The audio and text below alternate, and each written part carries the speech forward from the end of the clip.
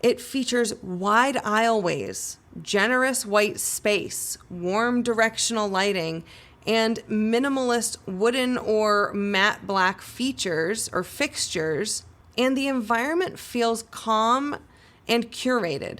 It's intentionally designed rather than packed to the ceiling.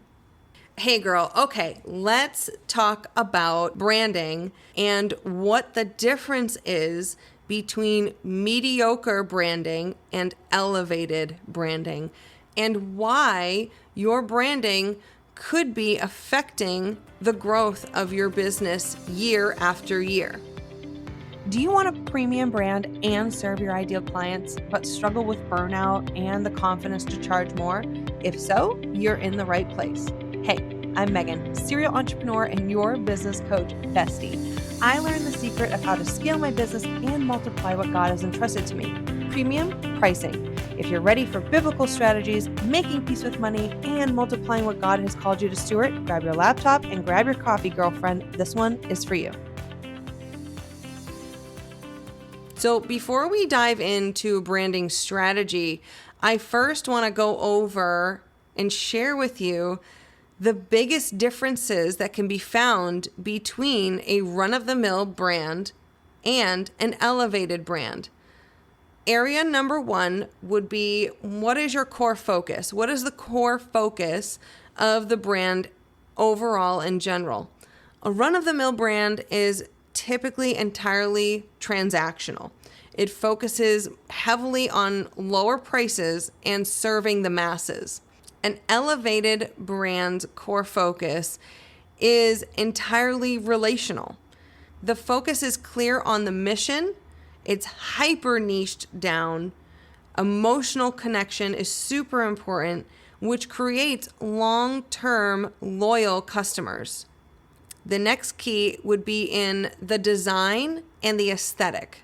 Now, a run-of-the-mill relies mostly on generic templates, cluttered layouts, and tends to chase the trends that are happening within the marketplace, and it honestly ends up just blending into the crowd. The aesthetic, usually big, like the bold primary colors, red, blue, orange, yellow, green, blue, just very basic colors. An elevated brand uses custom and intentional design with minimalist layouts, a lot of generous white space, and high-end photography.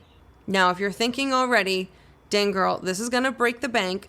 No, it's not. And if you stay with me, I want you to subscribe to this podcast right now, because I want to see you bring your brand from middle of the road to an elevated experience that all of your clients are going to rave about. Let's talk about the third key area, which is your customer experience.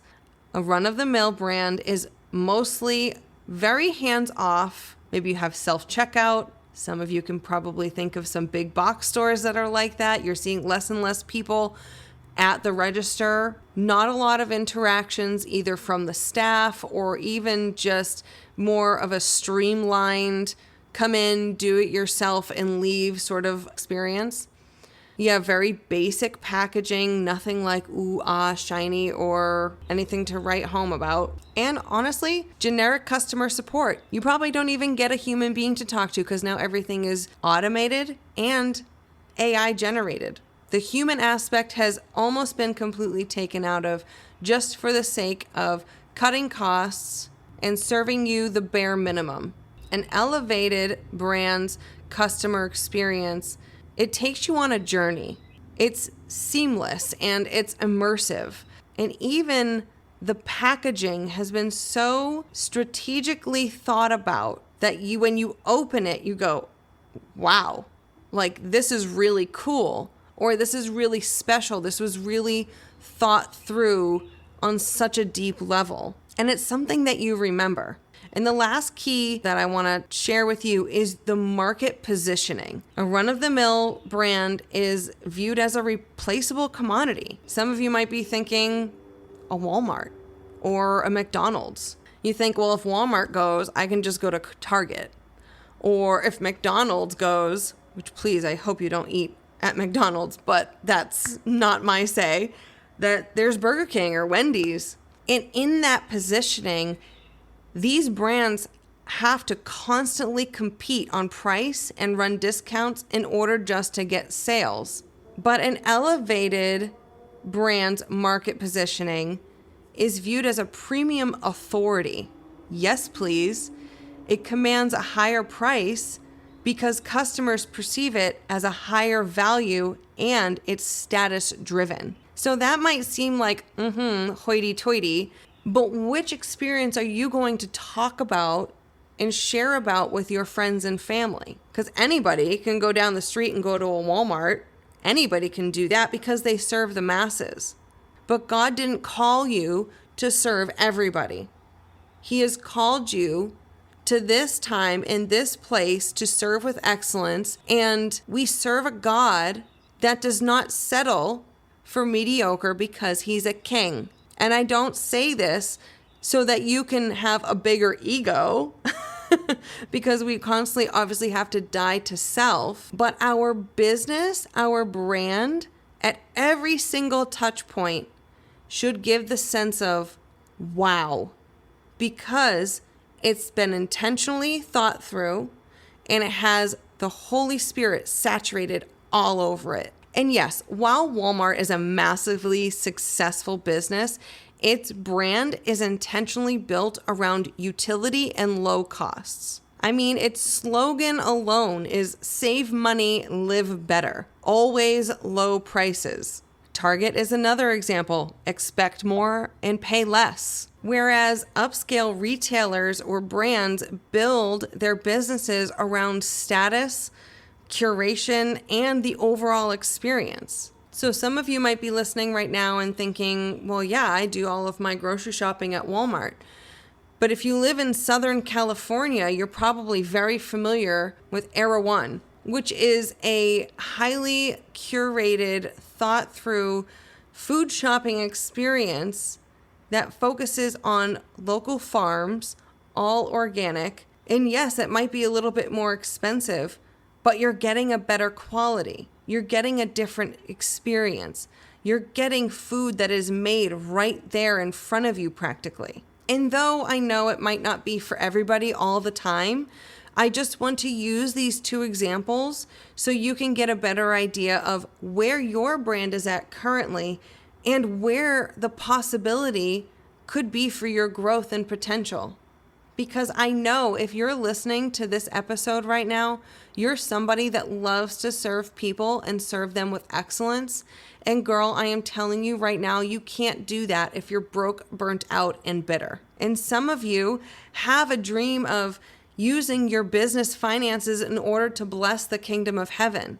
And girl, if you're living from client to client transactions, or in this sense, paycheck to paycheck, you're not helping anybody because you're just trying to survive. So I want to help you today to take the first step and go from ordinary to extraordinary. And because I'm such a visual person, and you probably are too, but maybe you just haven't figured out how to get this dream and this vision in your mind out into manifesting into the real world, let me use the examples of Walmart and Era One as visual environments for you to think of. So for Walmart, and I'm just picking on Walmart, it's a very well-known brand. And don't get me wrong, Walmart's a great, easy little trip around the corner for me when I need something in a pinch. But the visual design uses aggressive bright blues and yellows, harsh fluorescent lighting, and it's massive. There's cluttered signs all over the place screaming, roll back this and roll back that.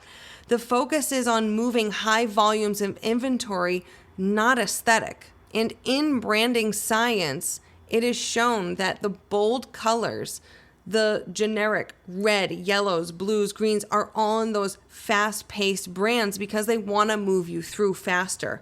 They don't want you to stay and linger and hang out. Era One, it features wide aisleways, generous white space, warm directional lighting, and minimalist wooden or matte black features or fixtures, and the environment feels calm and curated.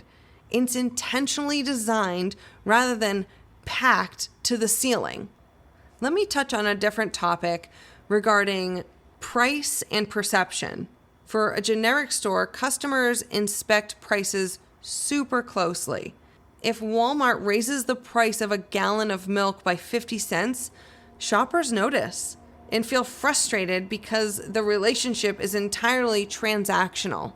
An elevated store, customers willingly pay a premium, sometimes $20 for a smoothie at a place like Erewhon, because they are buying into a status symbol, an experience, and a feeling of self-worth that transcends the actual cost of the ingredients.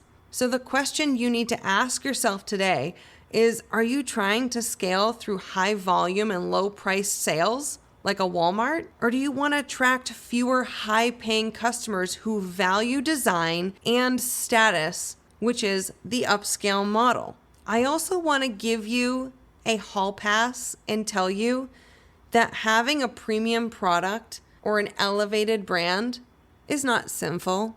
That's a word for somebody listening right now, that you might be struggling with what your worth is. And I'm not saying it just because you should stick a price tag on yourself. I'm saying this more in the spiritual sense that you are worth dying for. That Christ Jesus thought of you, my dear sister, when he went to the cross. And that is not a guilt trip.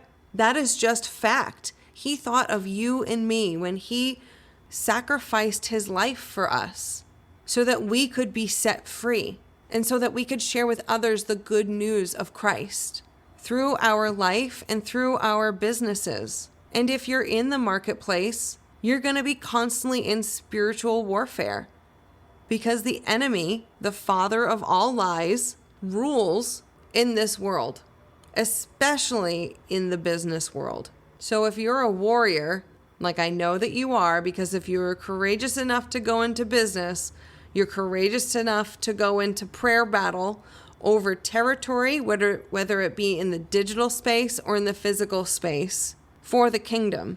So if you're done with blending into the crowd and desiring to take back territory for the kingdom of heaven and really give your clients that wow factor that they deserve, because I know you want to serve with excellence as if you were serving Christ himself, and serving with excellence is not perfection, then I want to invite you to take a 60-minute deep dive with me for a one-on-one personal elevated brand audit.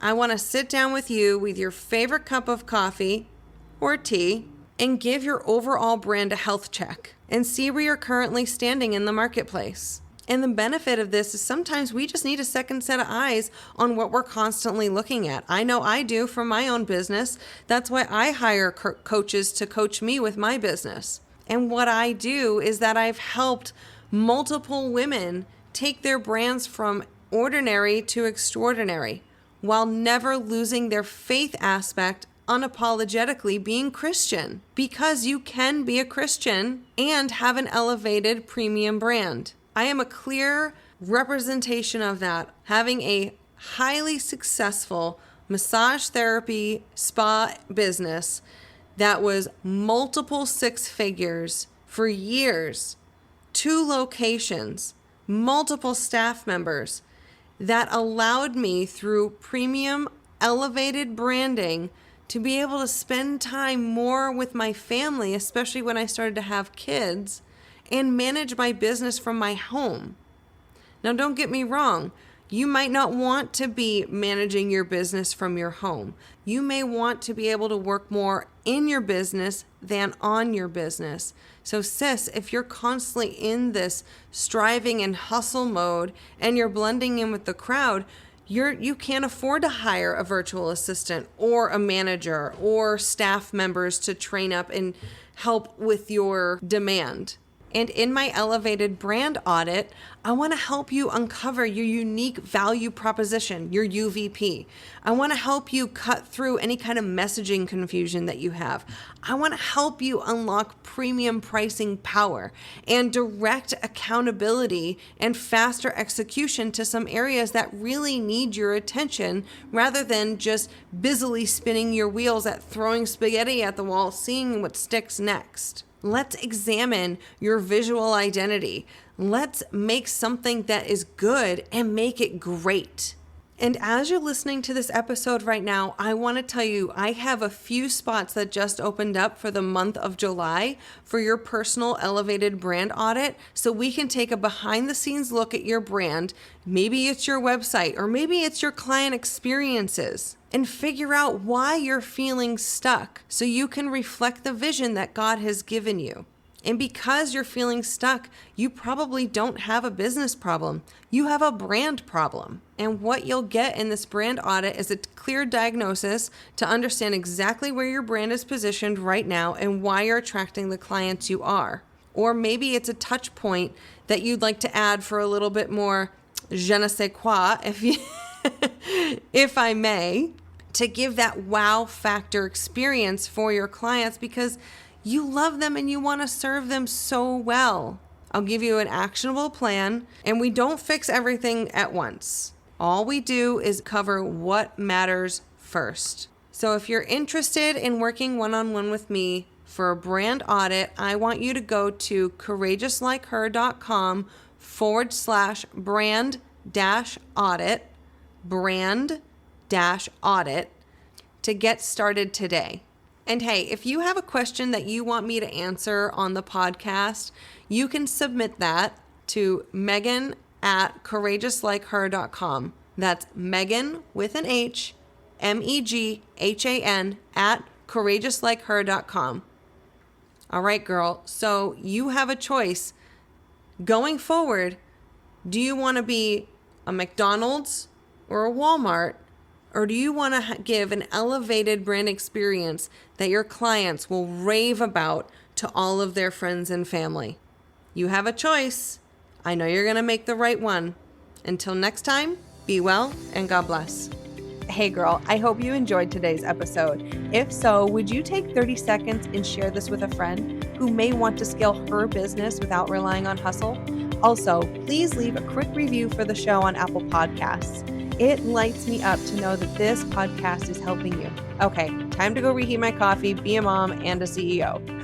I'm excited to meet you right back here for another episode. Until then, God bless.